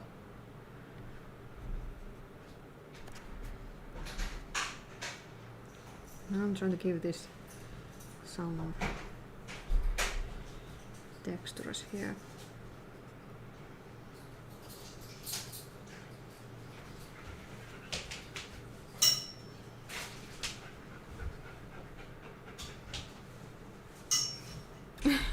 Yeah, Ruka is like that, like he when we were at my parents and Ruka was outside and he was on like leash and tied to the tree, and he was like in, and we left him there alone when we were eating, and then Ruka decided that he don't want to be outside anymore. He slipped out of his harness and walked in.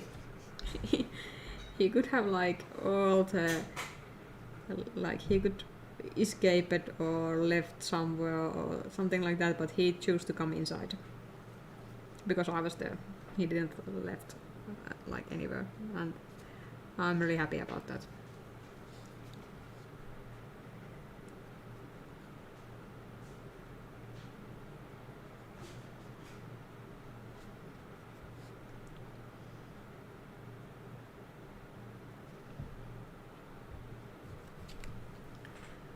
I'm really liking this green here. It makes it look really soft and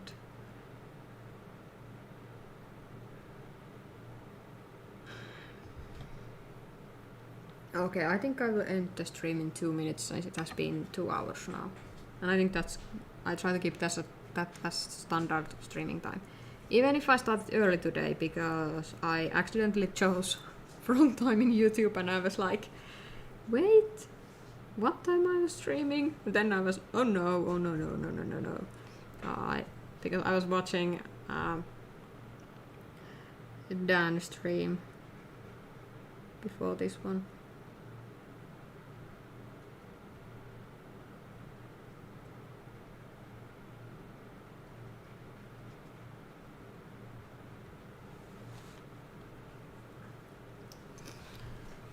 I think I need to give it a bit more variety because now it looks odd that it's just kind of one color of moss. So I'm taking the darker green and trying to give it some texture as well.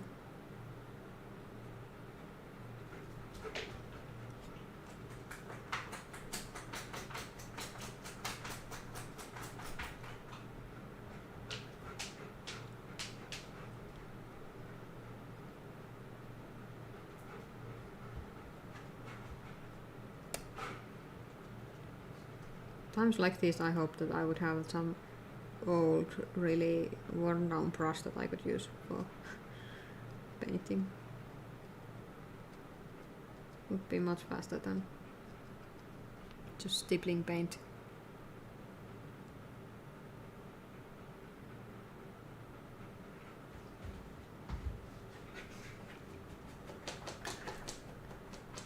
Yeah, Ruka is, he is really not going far when he is running, when we are somewhere, but he is type of dog that sometimes when we are in the dog forest that is fenced area and I can have Ruka free there, sometimes he ventures really far there, so I often don't let Ruka roam free. I often keep him leash, especially because if it's area that I may meet another dogs, Ruka may get on those, and he recall is not that good, especially if the other dog is like female, so then Ruka will be going completely nuts.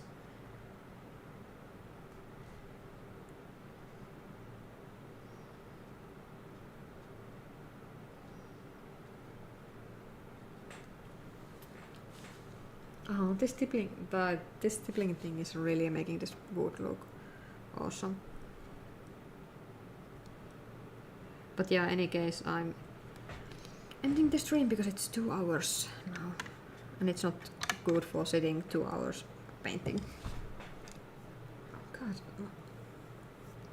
I still feel really tired. But yeah, thanks everybody for watching, and it was really nice to be on having so active chat, and I will try stream next week, but problem is that we have, because our current home is listed currently, it's the owner trying to sell it. There might be that I have some showings and then I can't be streaming, but if I hope I can, because it has been really great to stream, and I also really enjoyed this painting and I want to continue it. So yeah, thanks everybody for watching, and hope I see you in my other streams as well. Bye!